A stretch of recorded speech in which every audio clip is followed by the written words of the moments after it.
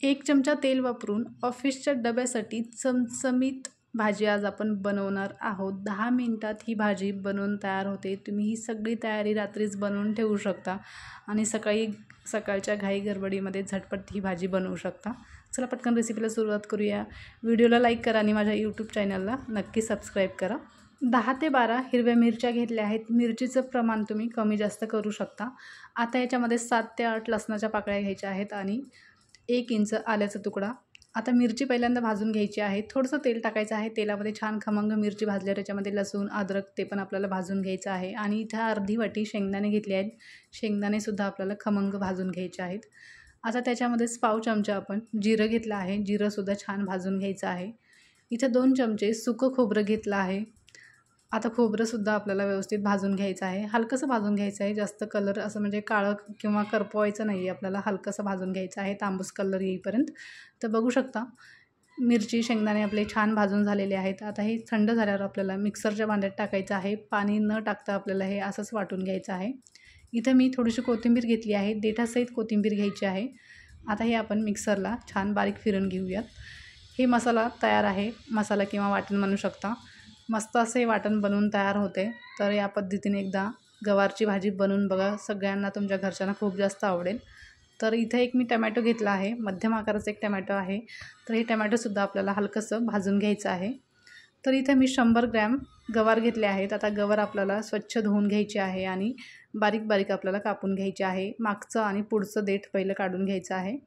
तुम्हाला जर शेंगा थोड्याशा मोठ्या साईजमध्ये ठेवायच्या असतील तर तशासुद्धा तुम्ही कापू शकता। मी थोड्याशा बारीकच कापले आहेत, कारण आता मुलांना पण टिफिन द्यायचा असतो आणि आहोंना पण टिफिन द्यायचा असतो। मुलं जास्त मोठ्या शेंगा ठेवले तर मुलं आपले खात नाहीत, मग त्याच्यामुळे थोड्याशा बारीक कापायच्या, जास्त मोठे नका ठेवू, म्हणजे मुलं पण खातील आणि आहो पण खातील।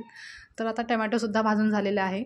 तर इथे एक मी मध्यम आकाराचा कांदा घेतला आहे। कांदा आपल्याला बारीक कापून घ्यायचा आहे। जर तुम्हाला सकाळी शेंगा कापायला वेळ नसेल ना तर रात्रीच तुम्ही शेंगा कापून ठेवू शकता।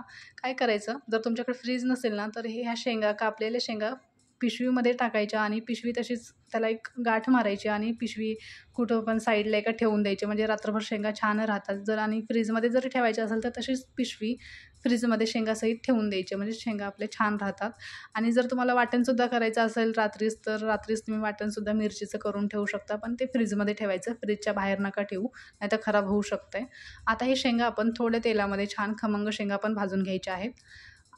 शेंगा छान भाजून झालेल्या आहेत। आता कढईमध्ये आपल्याला 1 चमचा तेल टाकायचं आहे। आता तेल छान कडकडीत गरम झाल्यावर त्याच्यामध्ये बारीक कापलेला पहिल्यांदा कांदा टाकायचा आहे। आता टमॅटोसुद्धा मी कापून घेतला आहे।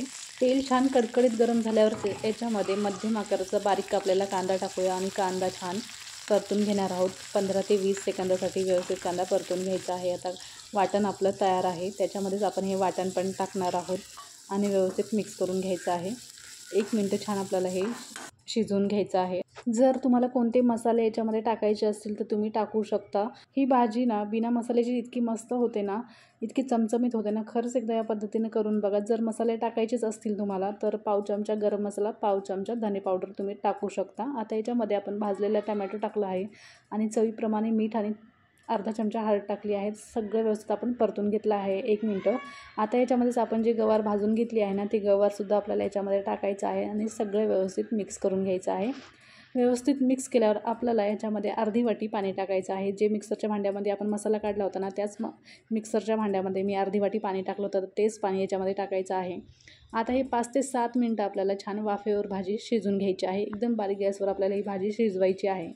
आता बघू शकता मध्ये चेक करायचं, नाही तर भाजी करपू पण शकते। आता बघू शकता भाजी मस्त आपली चमचमीत अशी बनवून तयार झालेली आहे। नक्की करून बघा। रेसिपी तुम्हाला कशी वाटली नक्की सांगा। तुम्ही चपातीसोबत, भाकरीसोबत खाऊ शकता। Okay, bye.